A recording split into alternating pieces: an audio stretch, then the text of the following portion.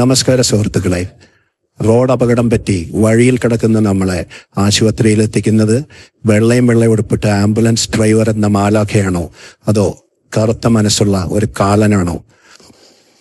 നിങ്ങൾ ഞെട്ടിയിട്ടുണ്ടാവും അല്ലേ? വിശ്വസിക്കാൻ കുറച്ച് ബുദ്ധിമുട്ടുണ്ടാവും. സഹാനുഭൂതിയും ആർജവുമുള്ള ആ മലയാളി സമൂഹം എവിടെ? പെരുമൺ ദുരന്തമുണ്ടായപ്പോൾ, പ്രളയമുണ്ടായപ്പോൾ, നിലമ്പൂർ മണ്ണിടിച്ചിലുണ്ടായപ്പോൾ, വയനാട് അപകടമുണ്ടായപ്പോൾ, എന്തിന് കോഴിക്കോട് ഒരു വഴിനിരത്തിൽ ആൾക്കാർ തമ്മി തല്ലിക്കൂടിക്കൊണ്ടിരിക്കുമ്പോൾ ആംബുലൻസ് കടന്നു പോയപ്പോൾ മാറിക്കൊടുത്തു. ആംബുലൻസ് പോയതിനു ശേഷം പിന്നെയും വഴക്ക് തുടർന്നവരാണ് മലയാളികൾ. അത്രയും ആർജവമുള്ള ഈ മലയാളി സമൂഹത്തിൽ ഇങ്ങനെ നടക്കുമെന്ന് നിങ്ങൾ വിശ്വസിക്കുന്നുണ്ടോ? കോഴിക്കോട് മെഡിക്കൽ കോളേജിന്റെ മുമ്പിലും തിരുവനന്തപുരം മെഡിക്കൽ കോളേജിന്റെ മുമ്പിലും മെഡിക്കൽ കോളേജിലേക്ക് പോകുന്ന രോഗികൾക്ക് സൗജന്യ യാത്ര എന്ന് എഴുതി ഒട്ടിച്ചു വച്ചിരിക്കുന്ന ഓട്ടോറിക്ഷകൾ നമുക്ക് കാണാൻ സാധിക്കും. ഇങ്ങനെയുള്ള മലയാളി സമൂഹത്തിൽ വളർന്ന ജീവിക്കുന്ന ആംബുലൻസ് ഡ്രൈവർമാർ ഈ ഒരു കൊടും ചതി നിങ്ങളോട് ചെയ്യുമോ? ഇല്ല സുഹൃത്തുക്കളെ, വെളുത്ത വസ്ത്രം ധരിച്ച മാലാഖമാരെ പോലുള്ള, അല്ലെങ്കിൽ ചില അവസരങ്ങൾ ദൈവത്തിന് തുല്യമെന്ന് നമ്മൾ പലപ്പോഴും കരുതിപ്പോയ ഇവരെ നിയന്ത്രിക്കുന്ന ചില കറുത്ത കരങ്ങളുണ്ട്. ഈ വീഡിയോ അവരെ തുറന്നു കാണിക്കാൻ വേണ്ടി മാത്രമാണ് ഞങ്ങൾ ഈ എപ്പിസോഡ് ടെലികാസ്റ്റ് ചെയ്യുന്നത്. ആംബുലൻസ് ഡ്രൈവർമാർക്കെതിരെ ഉള്ള ഒരു വീഡിയോ ആയിട്ടല്ല. ആംബുലൻസ് ഡ്രൈവർമാരെ മുന്നിൽ നിർത്തി അവരുടെ പുറകിൽ നിന്ന് സമൂഹത്തിനെ ചൂഷണം ചെയ്യുന്ന ചില തെമ്മാടികളെ തുറന്നു കാട്ടാൻ വേണ്ടി മാത്രമാണ്. ഒരാൾ ജനിച്ചതിന് തൊട്ടടുത്ത നിമിഷം മുതൽ പതുക്കെ മരിച്ചു തുടങ്ങി എന്ന തമാശ രൂപേണ ഒരു സത്യം നമ്മൾ കേട്ടിട്ടുണ്ട്. അതുപോലെ തന്നെ ഒരാൾക്ക് പരിക്ക് പറ്റുമ്പോഴേ, അല്ലെങ്കിൽ ആശുപത്രിയിലേക്ക് ഇറങ്ങുമ്പോഴേ ചൂഷണം നേരിട്ട് തുടങ്ങി എന്ന് നമുക്ക് പറയാൻ സാധിക്കും. പുതുതായി ആരംഭിച്ച ഒരു കോർപ്പറേറ്റ് ആശുപത്രിയിൽ ഒരു OPയിൽ കാണിക്കുന്ന രോഗിയെ കൊണ്ടുവരികയാണെങ്കിൽ ഓട്ടോറിക്ഷ ഓടിക്കുന്ന ഒരാൾക്ക് 500 രൂപ മുതൽ 1000 രൂപ വരെ കിട്ടും എന്നുള്ളൊരു സത്യം നിങ്ങൾ അറിഞ്ഞിട്ടുണ്ടോ? എന്നാൽ അഡ്മിറ്റ് ചെയ്യേണ്ട ഒരു രോഗമുള്ള ആൾക്കോ ശസ്ത്രക്രിയ ചെയ്യേണ്ട ഒരു അസുഖമുള്ള ഒരാളെയോ കൊണ്ടുവന്നു കഴിഞ്ഞു കഴിഞ്ഞാൽ ഇതേ ഓട്ടോറിക്ഷക്കാരന് 1000 മുതൽ 2000 രൂപ വരെ കൊടുക്കുന്ന കോർപ്പറേറ്റ് ആശുപത്രികളും നമ്മുടെ നാട്ടിൽ തന്നെ ഉണ്ട്. രോഗിയെ ആശുപത്രിയുടെ മുൻവശത്ത് ഇറക്കിയതിനു ശേഷം വണ്ടി സ്വസ്ഥമായി പാർക്ക് ചെയ്ത് ഈ ഡ്രൈവർ എങ്ങോട്ടാണ് പോകുന്നതെന്ന് നിങ്ങൾ ശ്രദ്ധിച്ചിട്ടുണ്ടോ? ഒരാശുപത്രിയുടെ മാർക്കറ്റിംഗ് വിഭാഗം അല്ലെങ്കിൽ PRO വിഭാഗത്തിലേക്ക് ഇവർ ചെല്ലുന്നു. അവിടെ നിന്ന് റെസിപ്റ്റ് ഇല്ലാതെ പൈസ കൈപ്പറ്റുന്നു. എന്തെങ്കിലും ഒരു ചിലവിന്റെ പേരിൽ എക്സ്പെൻസ് എന്ന് കാണിച്ച് ഈ തുക അക്കൗണ്ട്സ് ഡിപ്പാർട്ട്മെന്റിൽ ആൾക്കാർ എഴുതി തള്ളുന്നു. ഒരു രോഗിയെ ആശുപത്രിയിൽ എത്തിക്കുന്നത് ഒരു നല്ല കാര്യമല്ലേ? അതെ, സത്യമാണ്, നല്ല കാര്യമാണ്. എന്നാൽ ഈ രോഗിയെ അവിടെ എത്തിക്കുന്ന ആ ഡ്രൈവർ, ഓട്ടോ ഡ്രൈവർ ആയിക്കോട്ടെ, ആംബുലൻസ് ഡ്രൈവർ ആയിക്കോട്ടെ, ഇങ്ങനെ ആശുപത്രിയിൽ നിന്ന് പണം കൈപ്പറ്റുമ്പോൾ യഥാർത്ഥത്തിൽ ഈ തുക ആരുടെ തലയിലാണ് വന്ന് വീഴുന്നത്? ആംബുലൻസ് ഡ്രൈവർക്കും ഓട്ടോ ഡ്രൈവർക്കും പോയ തുക പലിശ സഹിതം രോഗിയുടെ കയ്യിൽ നിന്ന് ആശുപത്രിക്കാർ ഊറ്റിയെടുക്കും, ടെസ്റ്റുകളുടെയും മറ്റു മരുന്നുകളുടെയും പേരിൽ. ഉത്തര കേരളത്തിലെ വളരെ പ്രധാനപ്പെട്ട ഒരു ജില്ലയിൽ ഒരു റോഡിന്റെ ഇരുവശത്തുമായി 2 ഭീമൻ കോർപ്പറേറ്റ് ആശുപത്രികൾ വന്നപ്പോൾ നമ്മളുടെ നാട്ടുകാർക്ക് കാണാൻ സാധിച്ചത് ഇവർ തമ്മിലുള്ള കോമ്പറ്റീഷനായിരുന്നു. 1000 രൂപ കൊടുക്കുന്ന ഓട്ടോ ഡ്രൈവറെ മറ്റു ആശുപത്രി 2000 രൂപ കൊടുത്താണ് മാടി വിളിക്കുന്നത്. ഇങ്ങനെ വരുമ്പോൾ അവിടെ പോകുന്ന രോഗിയുടെ അവസ്ഥ എന്തായിരിക്കും?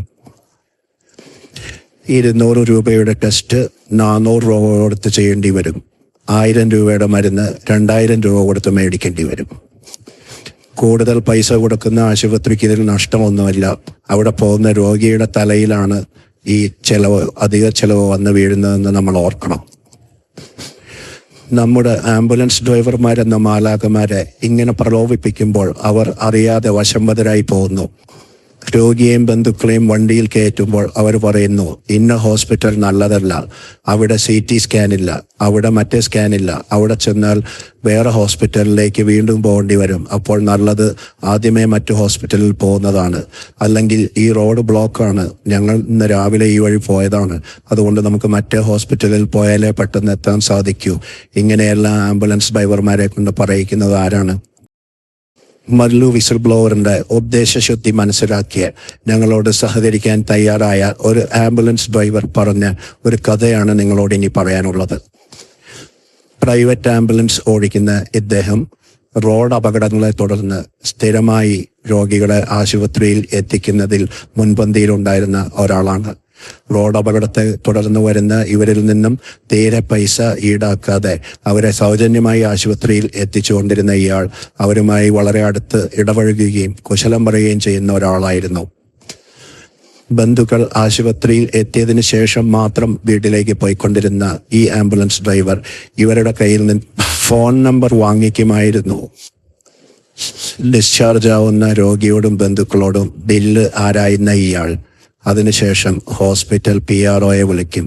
ഈ ബില്ലിന്റെ എത്ര ശതമാനമായിരുന്നു അയാൾക്ക് അവർ കൊടുത്തുകൊണ്ടിരുന്നത്. ആ നന്മമരം ഇപ്പോൾ വഴിമാറി ചിന്തിച്ചു തുടങ്ങി എന്നാണ് ഞങ്ങളോട് പറഞ്ഞത്.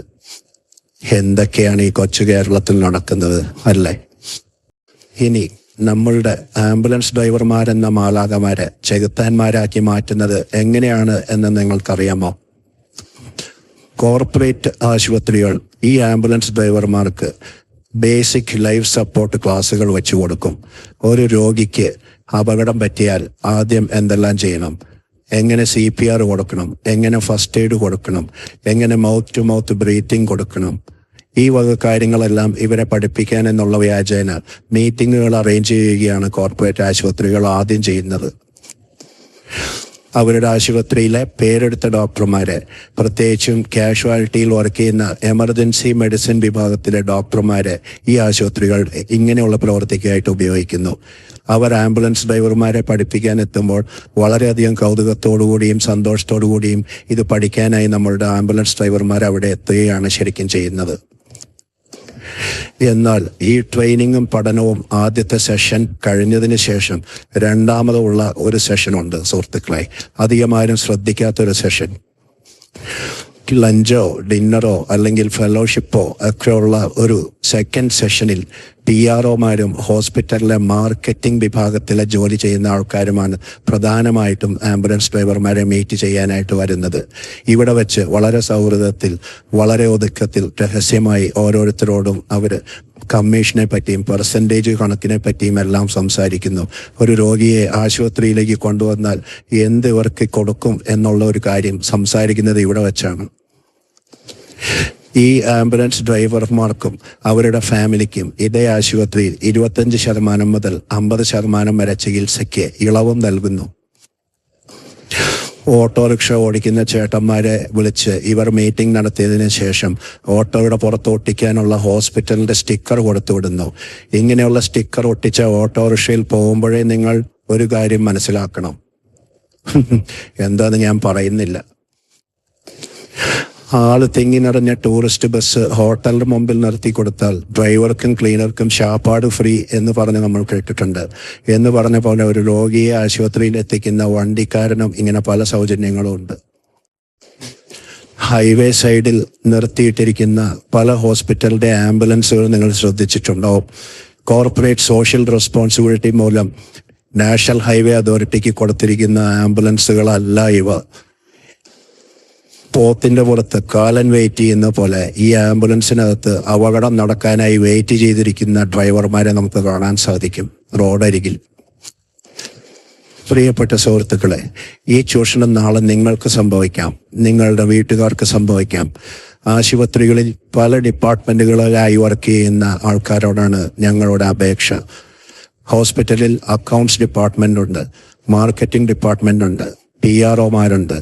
നിങ്ങളിൽ ആരെങ്കിലും ഒരാൾ ഒരു വിസിൽ ബ്ലോവർ ആവുകയാണെങ്കിൽ, നിങ്ങളുടെ അനുഭവങ്ങൾ ഇവിടെ പങ്കുവയ്ക്കുകയാണെങ്കിൽ, കമൻസിൽ പറയുകയാണെങ്കിൽ, മലയാളികൾക്ക് ഒരു പുത്തൻ അറിവും ചൂഷണത്തിനെതിരെ ഒരു ആയുധമാവുകയും അത് ചെയ്യും. Please become A Mallu whistle blower.